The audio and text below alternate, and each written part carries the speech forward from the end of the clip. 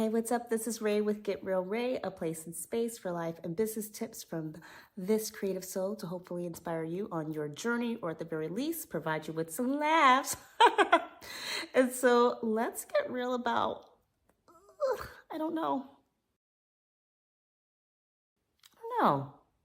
No, I honestly don't know. Okay, so here's what the deal is.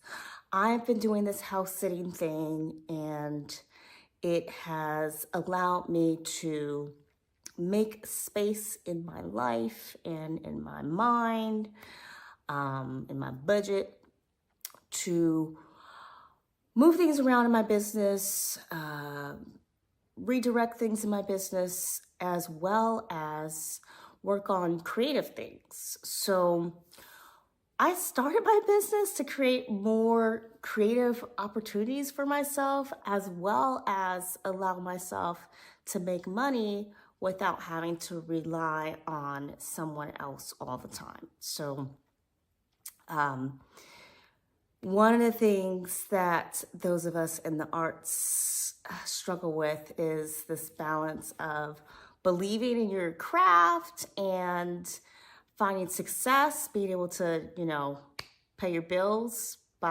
through your art, and then, of course, also wanting to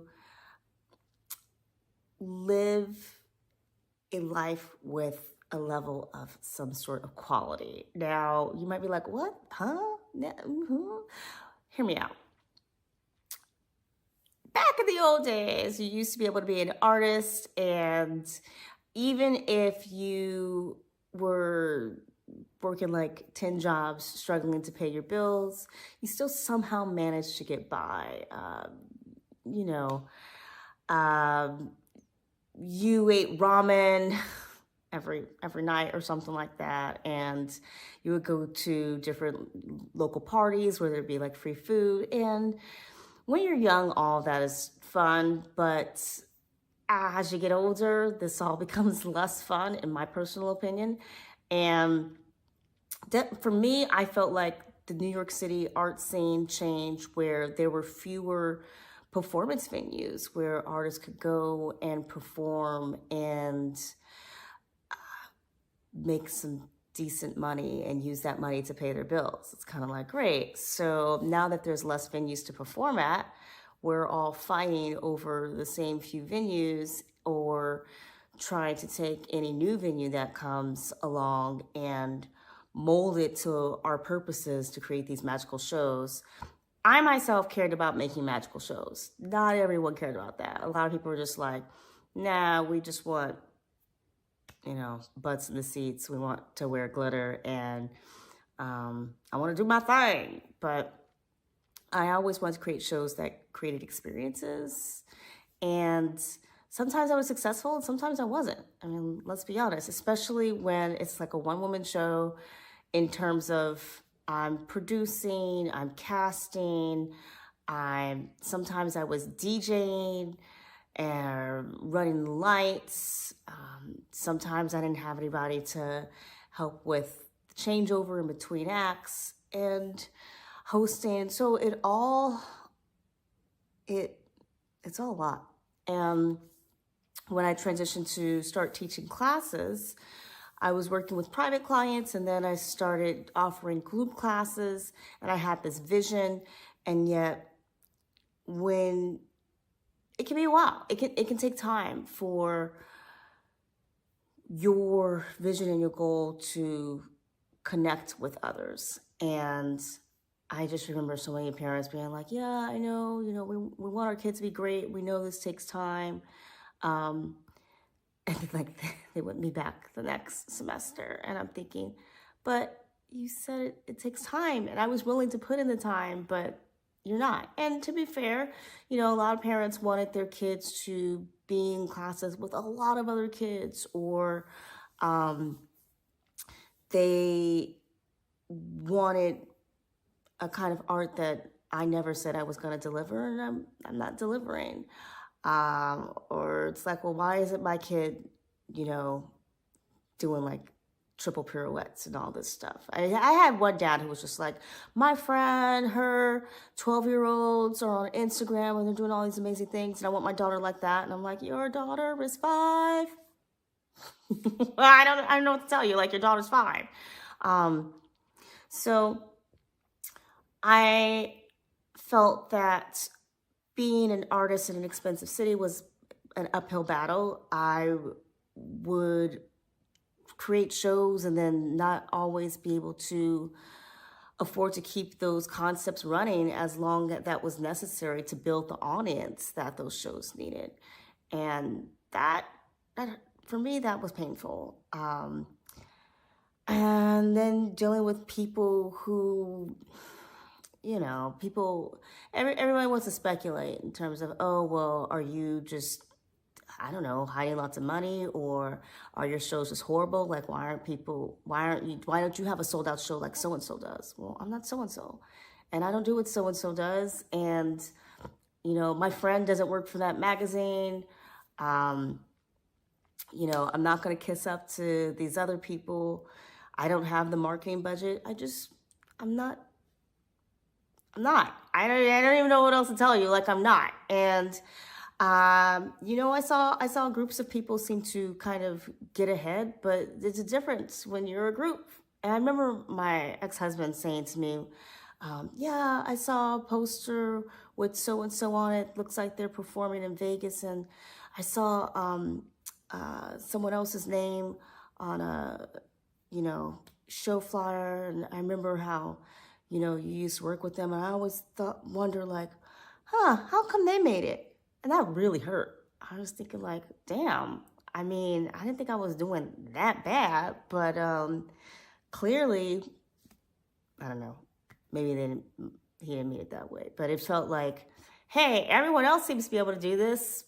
Why are you why are you not making money? Why aren't you headlining these venues? I kind of want to put on the end of that, like, maybe you suck. Maybe you're just not good. Maybe you're just not good enough, right? And now, when these stories would come to me, I would have to remind myself, okay, that person has been able to achieve their level of success in part because they have a spouse that has a normal job, they can pay the bills, or that person has like 10 roommates. That person doesn't run their own business or work a full-time job at the same time. And so I just have to remind myself like, okay, you may not see the dollar signs and you may not see long lines of people demanding your work, but you have a vision and just keep trying. Stay true. And I remember when one of my shows was doing very well, and it was doing well because there was a venue that was behind us. It supported us. And when that venue closed, I spent years going from venue to venue, and the support wasn't the same. Venue owners who we're kind of like, yeah, you can have the space for free. We keep the bar, you keep the door, done deal. And it sucks for them if the audience isn't drinking or drinking enough. And it sucks for me if people are, if I'm having to bring in like extra lights and curtains and things to try to create this atmosphere that I want. And I met some really cool venue owners, but it wasn't the same as that first year where I just felt like, this is great. I'm succeeding. I'm performing. I have other talented performers in my show. I'm doing the marketing. I'm getting the word out. We're getting recognition in various little publications. This is great. This is all kind of coming back to me as I'm saying this. Okay, so how is this relevant to you? Okay, so why is this an I don't know? Okay, here's the I don't know. So anyway, I have been working in the arts for a long time. And recently I made a new friend. We went on a hike. We were having a wonderful chat. And she thought I meant like I'm a fine arts painter. And I'm like, no, performing arts. And so then she's like, oh, are you on Broadway? Have you been on Broadway? You must have been on Broadway. You've been in New York for like 20 years.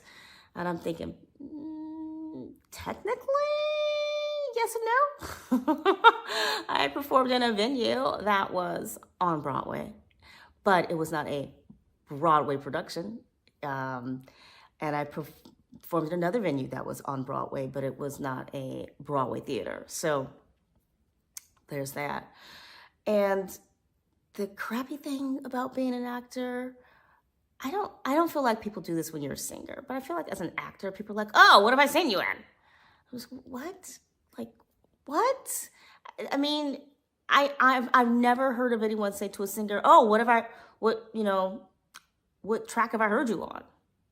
Maybe, to be fair, probably like, oh, like, you got any songs I may have heard of? Maybe. But then I feel like you would kind of know that if you knew the person's name. So maybe not. But with dance, I don't know that people are like, oh, so what commercials have you done?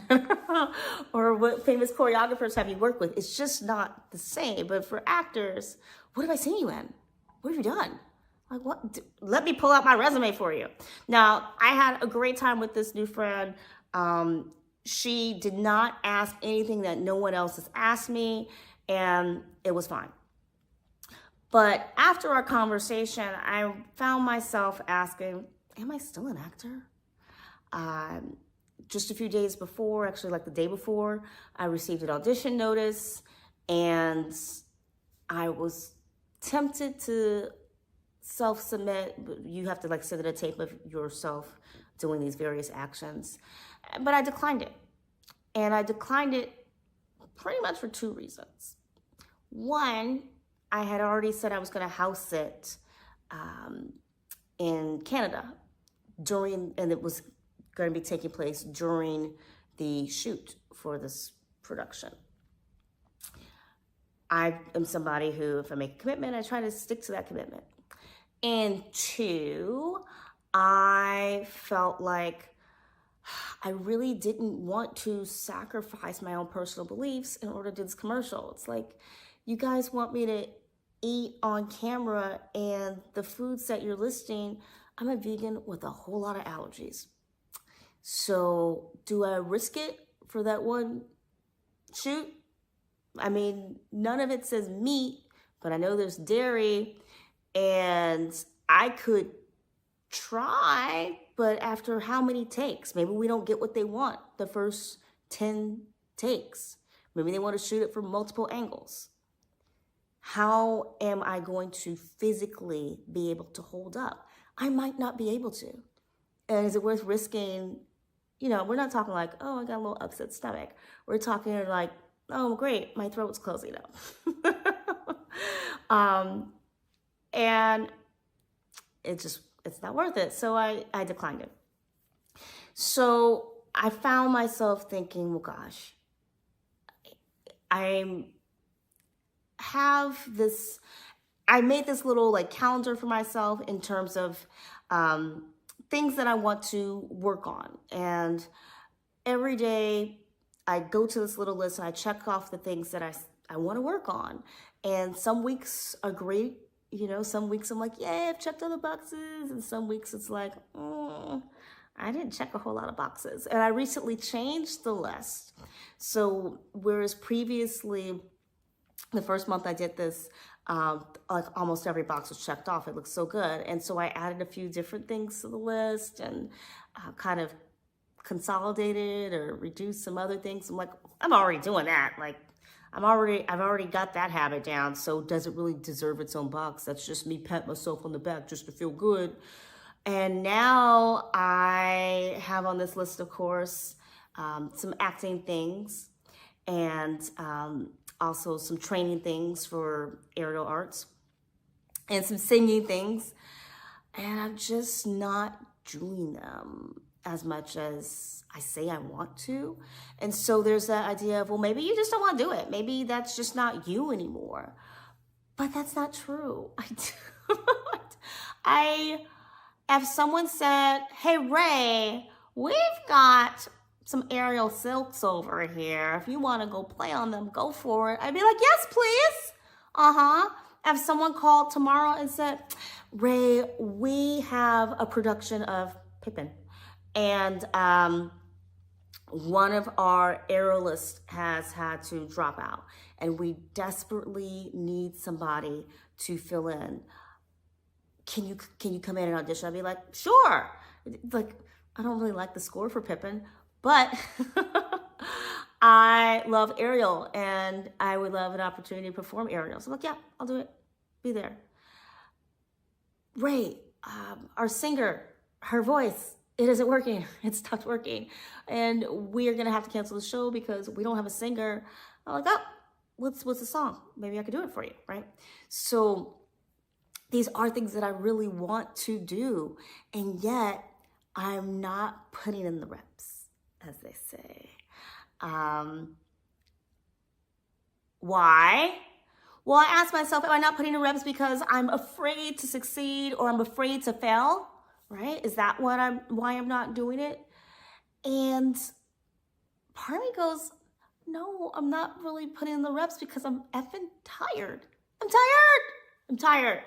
I worked so hard the past few weeks to finish editing this on-demand course, and I finished it. I put all the materials together, published the course. I stayed up late, like an extra 90 minutes, emailing people, letting them know this course is on sale. I paid this marketing bill that was well overdue and definitely needed to be paid. I've already started working on a promotional video for this course, and I'm tired. Today, I said I would like to figure out how I could do an extra 3 to 4 hours of work, so that way I'll have X amount of money by Thursday, and I can pay that bill and not be stressed about that bill. And yet, I didn't do the 3 to 4 hours. I did an hour, and I said I'm not going to be mad at myself if I don't do any more, but I really want to just give myself the space to just kind of walk through the day and not worry. Now, with that being said, I did pay another bill this week, and it felt really good to make that payment. It felt amazing, actually. And I spent a good amount of time today and yesterday just going over my list of bills that I want to pay off. There's the monthly bills, and then there's some bills that they're behind or overdue or past due or whatever, and I just want to get caught up on them. And then there's some bills that they're not behind. They are right on time, but I just don't want to look at them anymore. I'm so frustrated that I even took that, pay in 4 installments or whatever, so I could fly to the film shoot and then not have the film actually happen. So, I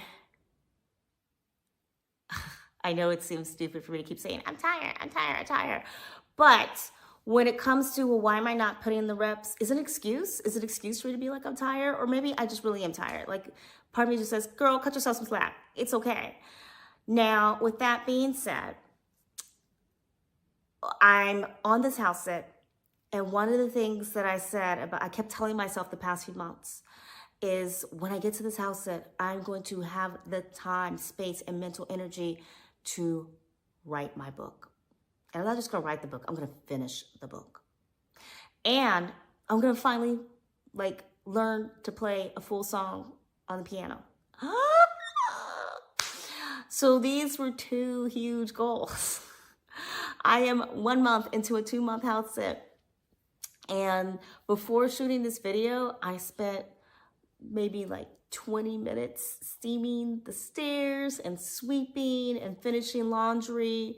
And while I was doing these things, I was saying to myself, you could be practicing piano right now. You could be working on your book right now. You know, you want to check off more boxes on your list. And there's a part of my brain that's going, this cleaning is very calming and soothing right now. And I could do those things, but I'm not going to do them right now. And before shooting this video, after cleaning all that stuff, I said, okay, I'm going to cut my nails because I'm not going to give up on this piano thing. I'm going to cut my nails and I'm going to try. I'm going to try. I don't know if I'm going to try the piano today, but this is a step in the right direction. And I cut my nails and I thought, okay, should I sit down and work on this book? And then I said to myself, maybe I don't finish the book. Maybe I scrap it. Maybe I just don't do the book. I take it off my list and just call it a day. Now, here's why. And then that lets this video, because I was like, is this an okay thing? Do I have trouble finishing things? And as I thought about this question, do I have trouble finishing things? Am I afraid to finish things? What the F is going on? I said, I think I want to get the camera and I think I want to work this out. And for me, I don't think it's a problem of finishing things. Like, I really have to keep digging deep into this. When I look back on my production history and other things that I've written, dance shows that I've put together, all kinds of things, the collection of YouTube videos I need to edit. It's not that I am afraid to finish or don't want to finish. It's usually a matter of running out of time, energy, or money, right? To work on my book, it's not going to cost me any money, but it is going to cost me time and energy. And if I'm putting all of my energy into trying to get enough money to pay bills and then feel good about that, then that definitely takes time. So that's time and energy that's being directed in one area, which is very important, but not directed in another area. And then I also find myself thinking, well, what was the purpose of this book? Because as an artist, I can only justify creating art with the understanding that the art I create must help others. It must help them feel something, inspire them, move them, make them think something. I do not want to be an artist who just puts something out there because I thought it was interesting or cool. At the very least, it must ignite a conversation.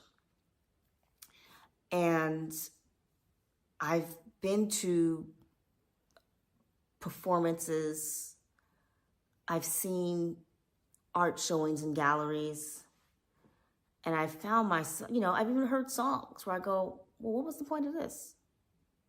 This isn't igniting a conversation. This isn't helping me. It's just, what is the point of this? It's not making me feel good. It's just making me annoyed. Like, why are you giving this to me? And I understand it's not the mission of every artist. Some people are just, I have something that I need to say, and I don't even know why I need to say it, but I have to put it out there. But that's not the kind of artist I am. And so why do I want to put this book out there? Well, initially it was to share with others these experiences that I've had. And going through those experiences felt extremely lonely and at times frightening and infuriating. And so by putting voice to my experiences, the thought was, maybe I'm not alone. Maybe someone else is going through something similar or can benefit from this. And then I changed the concept of the book. And I said, I'm going to write a series of letters expressing things that I've wanted to say, but for whatever reason have not felt I could say them. And that's what I have been working on. But as I sit here today, I go, do I still need to say those things? Is it helping anyone? It's not helping the people that I'm saying the things towards. That is most certain. And while it's an interesting concept and a fun concept, I think it's more fun than the original idea of me just writing, and this happened, and this happened. I don't know that it helps anybody for me to put voice to these experiences. So I really have to think about it. Maybe I scrapped my outline because I had an outline of the different stories I wanted to tell. Maybe those stories aren't important anymore. I do have to say that I was also listening to a podcast today about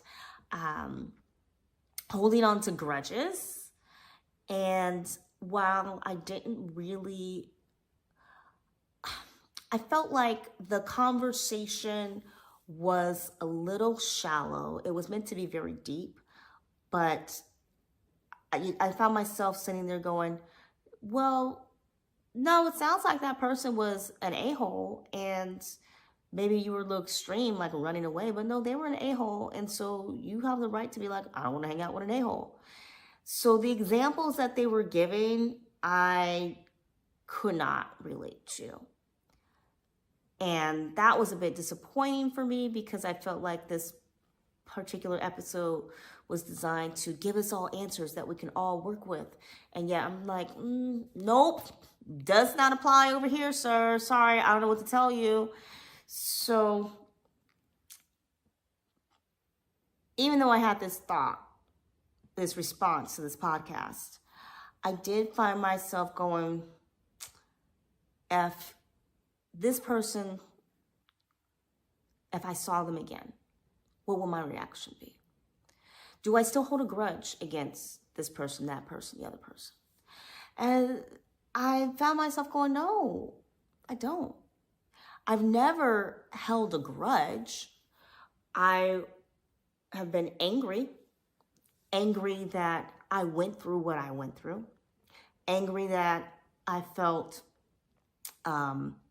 certain people did not stand by me or believe in me or support me, angry that they would think I was somehow trying to harm them or their business or reputation, angry that they thought so little of me and what we went through together.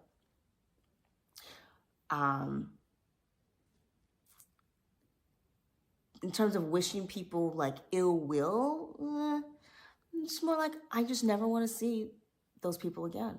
I just don't.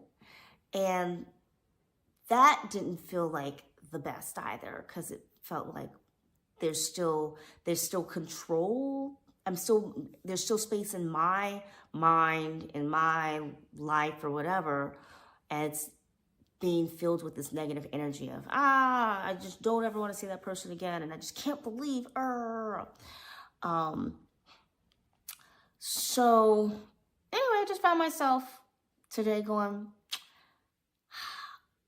I think I finally managed to do it. I finally feel nothing when I think of that person. A little irritated, like, yep, that person.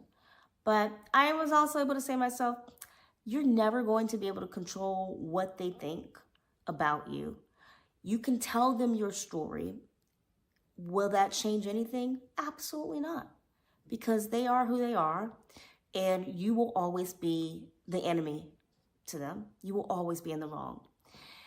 Now, one could say, well, that's a little pessimistic, and you never know, give someone the benefit of the doubt. Maybe they will respond in a way that shows they've hurt you. But on the other hand, honestly, are they ever going to respond in a way that I truly believe they are sincere. They apologize. Would I really believe it? No. Um, if they don't apologize and feel that they've never done anything wrong, it's just going to piss me off. But that's where we are now, right? So what the F is the point in terms of holding any more space in my life thinking about these things and these people? Which gets back to, well, what's the point of finishing the book? If it's not going to change anything and if it's not going to help anybody, then what's the point? I don't know. There's no point. And so actually, I'm really glad that I got to sit down with this camera right now because I'm really glad I got to sit down with you, friend.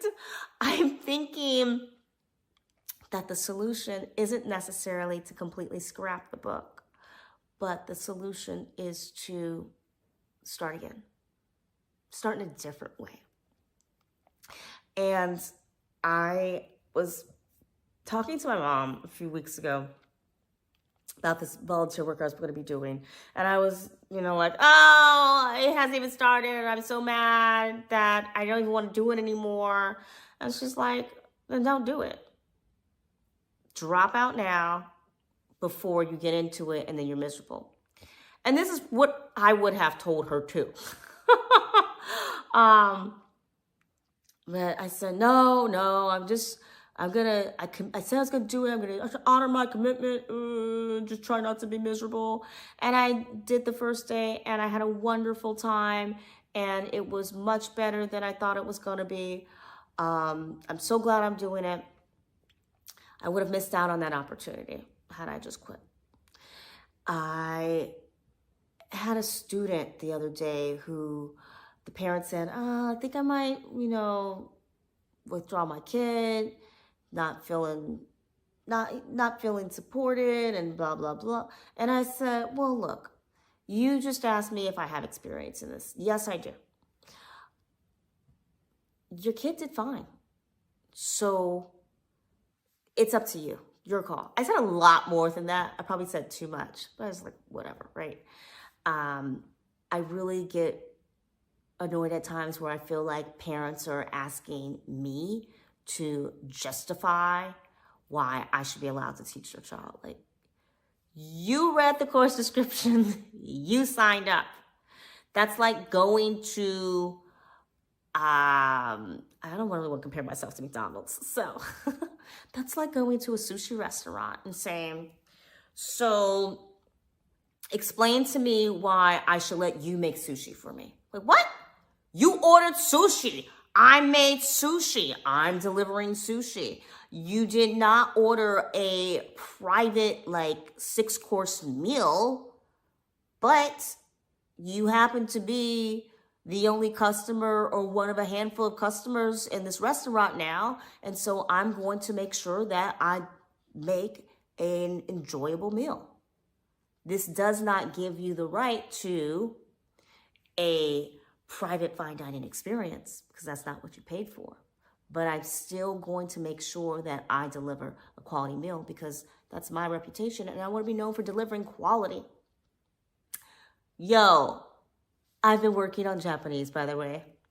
And so sushi is something that has come up in my vocab lessons this week. I was learning how to write hiragana and anyway, I'm on the S's. I'm on the S's. That's all I got to say about that. If you are studying Japanese or have studied Japanese, then you know exactly what I'm talking about. So anyway, I was livid when the student did not show up to class again. And I was ready to just be like, you know what? Don't come back. But I sent them a message and they said, oh, I thought my kid was in class. And I said, okay, Ray, calm down. And the kid came to the next class and seemed to be responsive. And so, it all worked out.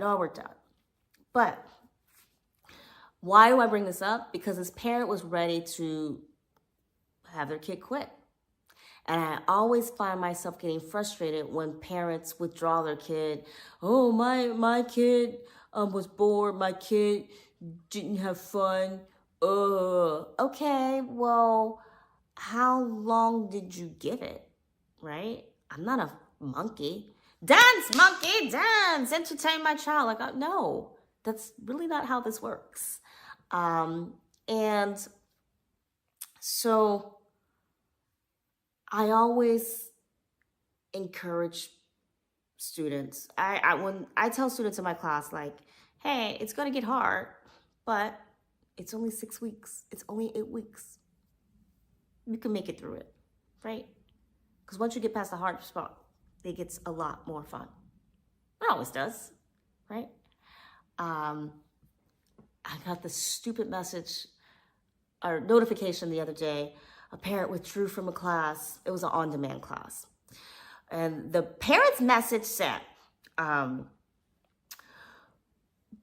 thought this was going to be kids teaching kids, but it's not. There was a picture of a kid on the front of the page. I thought this was kids, and it's not. This is false advertising. My 7-year-old did not have fun. He said it was boring. A, is an on-demand class. B, did you just tell your 7-year-old, oh, go push play and have fun? Right? Because that's not really gonna work. Depending on how experienced your 7-year-old is with doing online courses on their own, right? Especially for a course that's designed for kids that are 8 to 12 years old. So I got 8-year-olds saying, thank you so much, it was great. 12-year-olds, oh, that was so much fun. But because your 7-year-old did not have instant fun, and I know they only had access to one video, did they just press play and then walk away? Does your child have a short attention span? Because at the beginning of the video, I think I'm talking, and then after like 3 minutes, we get into some jumping jacks. So how far along did your kid make it? I don't know. I'm not there. You purchased an on-demand course, but don't call it false advertising when the marketing video is literally adult me demonstrating things and other teens and adults demonstrating things. There are no kids doing these dance moves. Anyway, so that was an example of someone saying to their kid, yes, quit, before they've really tried. With that being said, I firmly believe that one does not need to put a lot of time and energy in something. Like when you know it sometimes you just gotta like stop one thing and just move on. So I'm not gonna quit the book, but I am gonna redirect.